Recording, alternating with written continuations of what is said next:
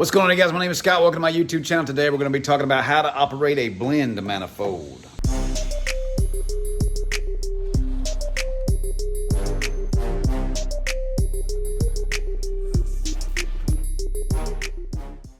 All right, you guys, before we get started, make sure you come right over here and click subscribe. Give us a thumbs up, leave us a comment, even if it's just to say what's up. It helps the channel out so much. Let's talk about it. All right, guys, today it's just raining, man. It's Sunday. Weather's kind of cool, kind of wet.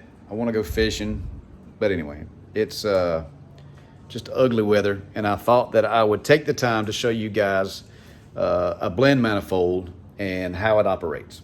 All right, some of you guys have been following the channel for a while know that I've been using a Northern Tools soft wash system for over a year now, and it has made me a lot of money, but it is a batch system, which means you've got to make batches of different strengths of SH in it to do your job. So if you're going to do a house wash, you need a mix.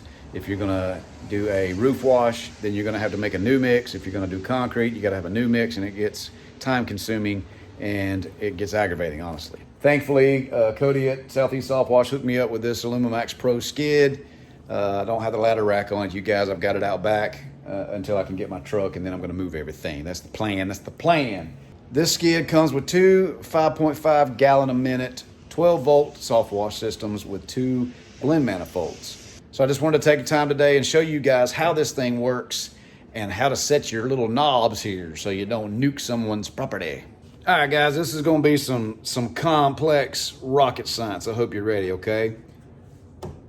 Each one of these valves has a dedicated line, which means it's got a line full of something coming into it, and then they all join up here, and then they go to the pump, la pump, right here. You'll see it.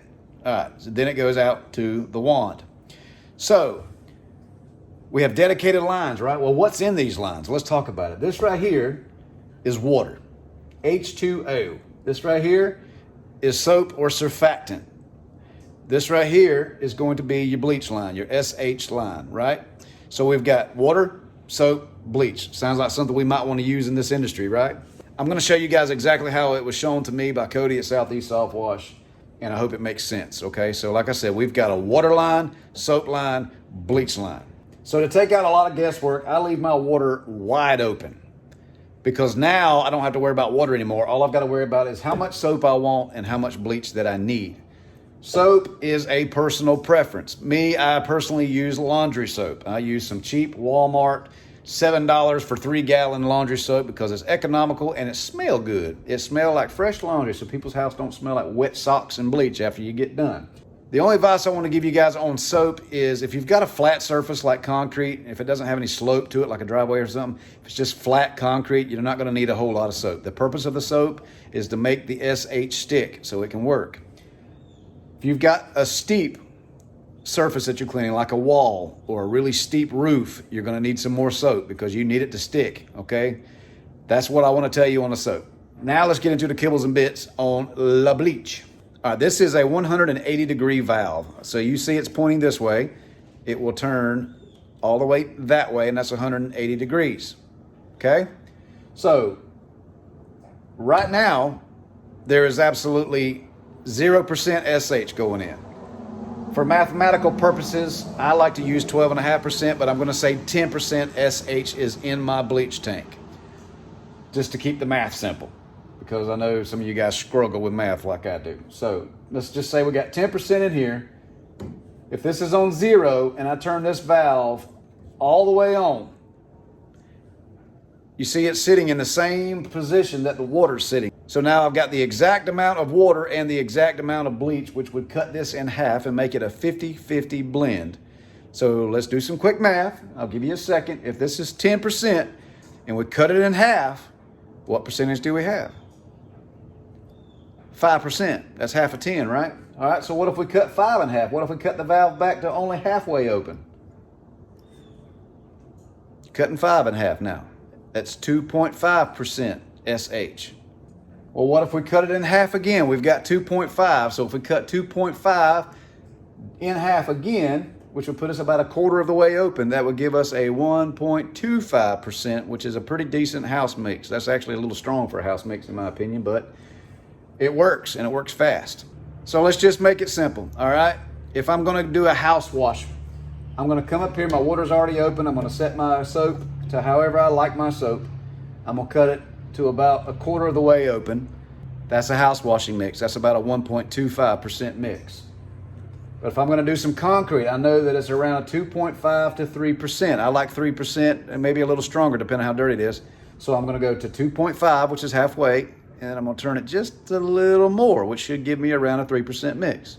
If I'm gonna do a roof, we got 2.5 here, and we got 5% down here. If I put it right in between, that should be around a 4% mix. If your roof is really dirty, you can go the full blast on the 5%, or if it's actually got some moss and stuff, just like Cody explained to me, you can use 6% or stronger on that. So, is this making sense to you guys? Okay, that's with 10%.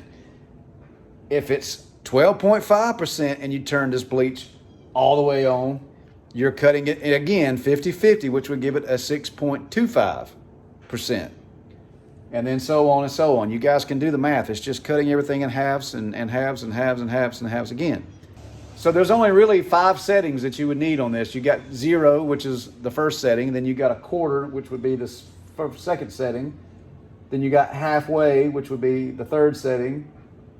3/4 of the way, which is the fourth setting. And then all the way open would be the 5th setting. So, I mean, it's not like you got to sit here and look at all these little tiny numbers, guys. You don't have to. It's not that hard. You figure out what percentage of SH you have in your bleach tank. You know your water's all the way open. If you turn this all the way open, now we've got a 50-50 mix. It don't matter if it's 6% household bleach in there. You cut it in half, you got a 3% mix wide open. Okay, that's not gonna be strong enough for a lot of your jobs. So anyway, is this helping? Does it make sense? But let me show you 2 of my favorite things that I love about a blend manifold. First of all, I don't have to batch mix, which saves a lot of time, a lot of just aggravation. I don't run the risk of spilling it all over someone's property. I can just set my stuff and go to work.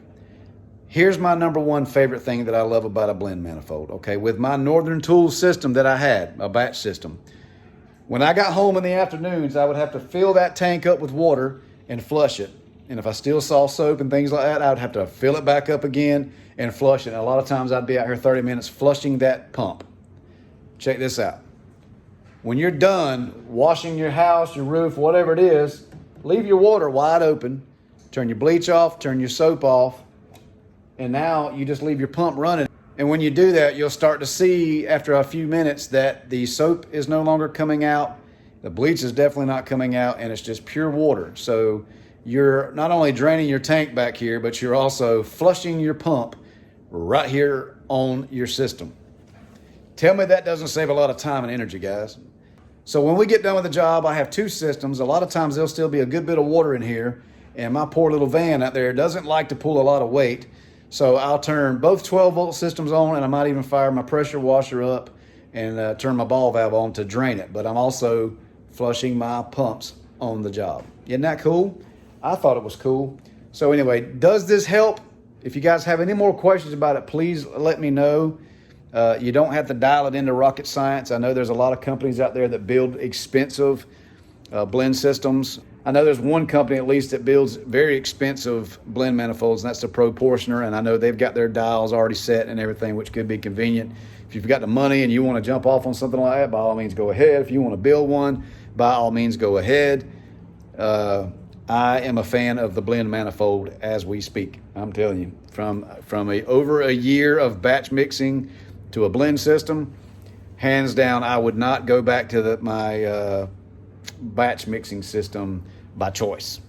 It works. I've made a lot of money with it. It's paid for itself time and time again. But now we're moving on, getting bigger and better and badder, right? Let me know in the comments below, guys, if this helps you. Do you have a blend manifold? Did you build it yourself or did you buy one? Wait, before you leave, make sure you go to my Instagram, guys. Give us a follow. A lot of you guys are not following my channel, and it breaks my heart. Come on, don't forget to subscribe also. And don't forget to check out the channels that I have in the description below. God bless.